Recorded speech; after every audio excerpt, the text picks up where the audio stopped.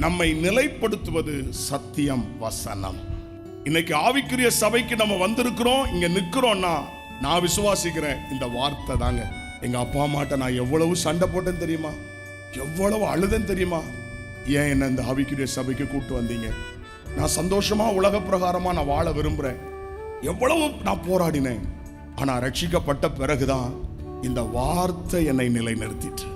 இன்றைக்கு இந்த 35 ஆண்டுகளாக இந்த ஆவிக்குரிய அனுபவத்தை நான் நிலைத்து நிற்பதற்கு காரணம் இந்த வேத வசனம் தான். இந்த வசனம் தான் என்னை நிலைப்படுத்திற்று.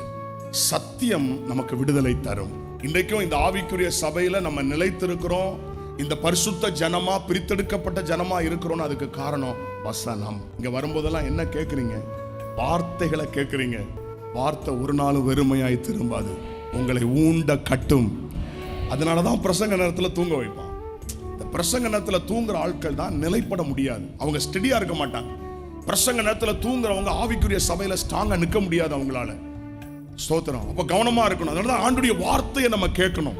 இந்த வசனத்துக்கு இருக்கிற ஒரு வலிமை என்ன அப்படின்னா நம்மை நிலைப்படுத்தும். வசனத்துக்கு இருக்கிற பலன் என்னன்னா நம்மை உறுதிப்படுத்தும். அப்போ என்னை ஒரு பரிசுத்த ஜனமாய் தெரிந்து கொண்டது மட்டும் இல்ல, பரிசுத்த ஜனமாய் நிலைநிறுத்துவார்.